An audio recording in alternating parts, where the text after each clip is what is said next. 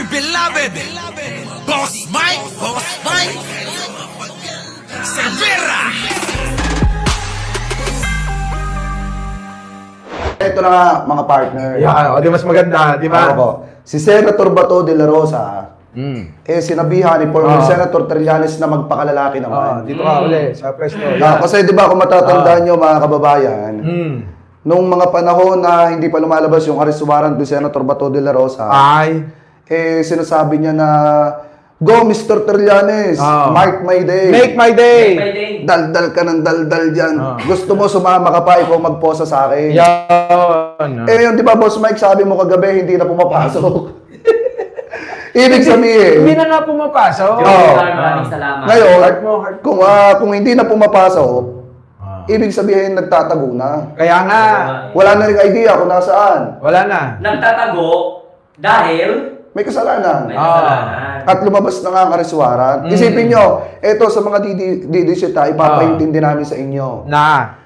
Kung sinasabi ng mga didishit na fake yung arrest warrant, sinasabi ni Kaufman, katang isip, bakit kailangan magtago ni Bato? Kaya nga. At bakit mag-absent? Pinapasahod kayo ng gobyerno tapos absent kayo. Ba't dati, napakasipag naman niya pumasok sa mga hearing. Lakas ng loob niya magpa-EPA. Bakit ngayon? Hindi na nagpapapasok. Hindi na makita sa mga plenary. Sa mga hearing. Di ba? Ibig sabihin, alam ni Bato na anytime, pwede siya ma-aresto. Correct. Pwede siyang damputin. Pwede siyang damputin. Alam ni Senator Bato de la Rosa na malapit na yung kanyang, tawag dito, malapit na yung posibleng ma-aresto siya. Pero alam mo si Bato, tatraidurin niya ng mga kalyado ni Duterte. Kasi sila lang po nagtatraiduran eh. Tama.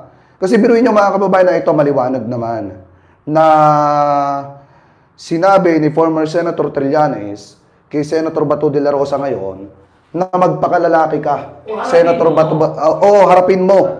Yung mga pananagutan mo ngayon. Mag-explain ka sa taong bayan kung totoong walang warrant. Tsaka labanan niya yung kaso laban sa kanya. In a due process, yung legal. Tsaka in-advise na ni Sara yun eh.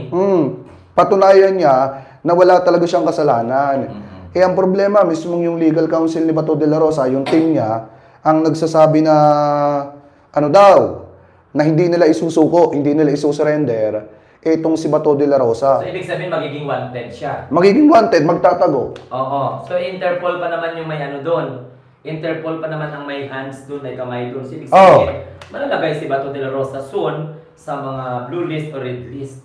At saka, isipin nyo mga kababayan, itong si Bato de la Rosa, dati sinabi niya gusto niyang samahan, alagaan itong si dating Pangulong Rodrigo Duterte. Pero maliwanag naman mga kababayan na sa inaasta niya ngayon, inaasal niya, na ayaw niya magpa-aresto, ayaw niyang harapin yung mga pananagutan niya. Maliwanag naman mga kababayan na ayaw niya talagang samahan itong si Digong at gusto niya na suluhin ni Digong lahat ng pananagutan doon po sa dahig. So ibig sabihin, hindi naging tunay yung pagsuporta at pagmamalasakit ni Bato de la Rosa dito po kay dating Pangulong Rodrigo Duterte. At saka halimbawa mangyari, isusurrender na ni Bato yung sarili niya. Baka ito pa nga ang mag-witness laban kay Rodrigo Duterte para lang na ma-escape niya yung sarili niya eh. Tama. Baka mamaya mangyari dyan, diin ni Bato de la Rosa itong si Duterte at palabasin na talagang kung hindi niya susundin yung mga inutos ni Digong nung panahon na siya ay PNP chief, sisibakin siya sa pwesto at hindi siya tutulungan maging senador. Mangyayari talaga yun. Kasi imagine mo naman, 10 taon kay kukulong habang 10 taon ng hearing. Then, 30 years ang conviction. May mga anak din si Bato. Kaya nga. Oo, may pamilya din siya. So, handa niya bang i-sacrifice ang pamilya niya for the sake of Rodrigo Duterte? Tama. O ngayon, ang posibilidad dyan, baka magiging isa sa mga witness laban po sa kanyang former boss. Para lang na ma-save niya yung kanyang penalty. At saka maliwanag din naman doon sa sinabi ni Sara na matagal niya nang ina-advise, itong si Bato de la Rosa na kumuha ng abogado. Doon pa lang sa mga sinabi niyo ni Sara Duterte, ayaw niya na talaga makialam sa posibleng pananagutan ni Senator Bato de la Rosa. Paano pa siya makialam? Na-implicate nga yung pangalan niya. Pati pangalan niya na nababanggit din.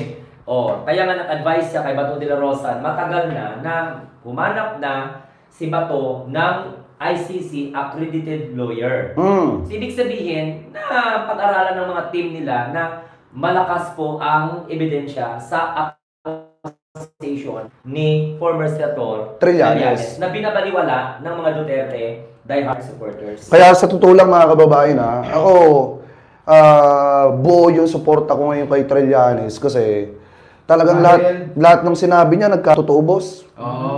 Lahat ng mga dating ipinaglalaban niya, nakita natin yung resulta. Correct. Ito nga yung pinagdudahan pa natin. binabatikos pa natin noon. Oo.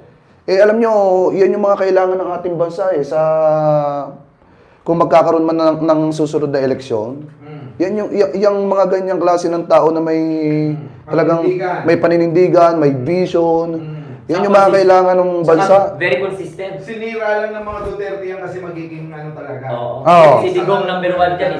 Si Digong number 1 ng character assassinate kay Trillanes. Sentry lang malakas. Talagang malakas. Biruin nyo, pinakulong si Digong.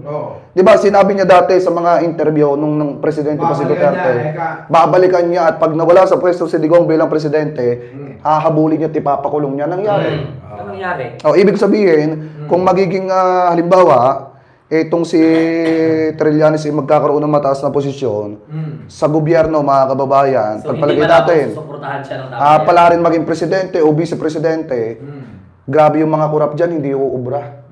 Baliktad yung ano mo. Hindi uubra yung mga kurap. Kay Trillanes kasi pag sinabi niya tatrabahuin niya talaga. Hindi niya talaga uurungan, tatantanan. So, para sa akin, yung mga katulad ni Trillanes yung kailangan natin in the future na isang ehemplo ng leader na pwedeng ipagpatuloy yung mga ginagawa ni Presidente BBM. At saka, ito pa mga kababayan, ngayon, hinahabol ni Sentry itong si Senator Bato. Kung talagang lalaki ka, Senator Bato, magpakalalaki ka. Huwag kang magpakabakla. Huwag kang magpakabakla, huwag kang tumulad kay Roque. Baka tumulad ka pa. Bakla ka ba? Tanong namin, bakla po ba kayo? Tanungin nyo. Hindi po label yan. Senator Bato, ang laki po ng katawan nyo. Oo nga, bakla ba kayo? Oo. Mas malayo pa sa akin. Ang ina 100 ang timbang mo. Kasi, ito bakla ka ba Bato? Sikoy. Senator Bato, Bakla ka ba? bakla po ba kayo? Sagutin mo. Mahiya naman kayo kay former Senator Trillanes. Oo nga. Pinaghirapan ni former Senator Trillanes to ng ilang taon, maipakulong ka lang. Correct. Ngayon, Ang kapal ng mukha mo. ngayon, na nagkaroon na ng resulta yung ginawa ni former Senator Trillanes na dinaan sa legal, naghintay na matagal na panahon. Sana kayo naman Tanong lang natin. ang magpakita ng Teka muna, tanong ko lang sa mga Dutertads. Dutertads. Kung may kasalanan pala si Trillanes noon, panahon ni Digong, lahat nasa kanya nakapangyarihan, bakit di nyo napakulong si Trillanes? Tsaka sinubukan At saka nila. Walang kaso si Sunny Trillanes o walang bahid korupsyon. Walang issue ng Walang pangulimbat. maibutan. Wala. Tatay nilang nasa Nether. Wala, kaya tuloy ang nangyari, siya yung nakulong. Hoy, Senator Bato! Oo. Oras na para samahan mo na yung tatay mo. Oras Kasi- na para kasi mag... Paglutong na isda.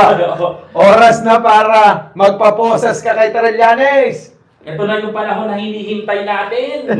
Napakagandang pagkakataon ito na pound for pound ng left and right pag sinapak si Bato itong bakalan. Para naman may pakita mo sa mga TDS na ikay tunay na matapang. Ang sabi nga ni Budoy, Bato kumuha ka na ng abogado mo sa ICC, hindi na sino, no? Di ba sabi mo, kahit saan mapunta si Digong, sasamahan mo? Ipagluluto mo pa ng munggo. Bakit ngayon nagtatago ka? Ito na yung pagkakataon mo para mapagsilbihan mo. Teka, usap ang lalaki. Hindi ka.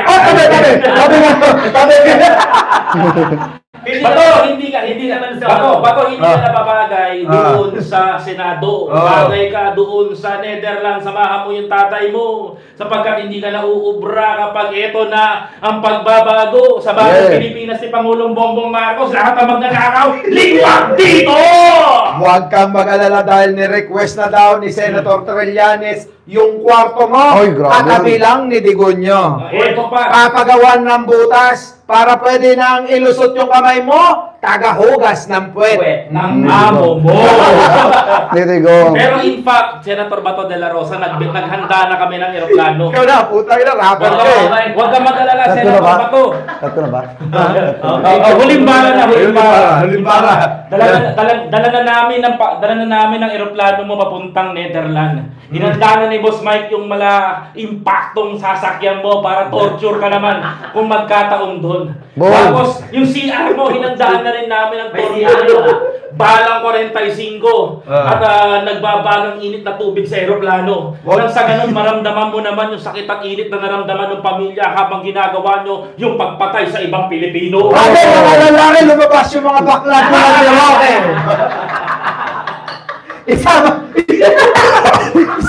Isama nyo na si Tio Moreno dito. Bato, huwag kang mag-alala. Yung sasakyan mo, may parachute para lang sa'yo. Bring it on! Yung piloto, hayaan mo na. Dahil ang piloto mo, si Bongo. Ay, papatakbo pa. Tigilitan kayo ng unti-unti doon sa Netherlands habang nakikita ng pamilya nyo yung masakit na kaihinan ng ni Pablo. Pero huwag kayong mag-alala, Grabe yung sister. Sister! Mga brother and sister, di pa tapos sa laban na to, nag-uumpisa pa lang tayo. Yung battle ni Pangulong Bongbong Marcos na gaganapin, mamaya mga kababayan ko, para yung mga destabilizer unti-unti na napapalubog. Abay, aantayin namin yun. Sa pagbabalik namin sa Pilipinas, usahan nyo ang Bengador! Bukas na yun! Bukas na yun! Kita-kita po tayo. At meron po kami bisita para sa inyo. Isang Bengador din na abogado. Kita-kita po tayo. Maraming salamat. Thank you very much. Bye-bye. Our beloved Boss Mike, Boss Mike.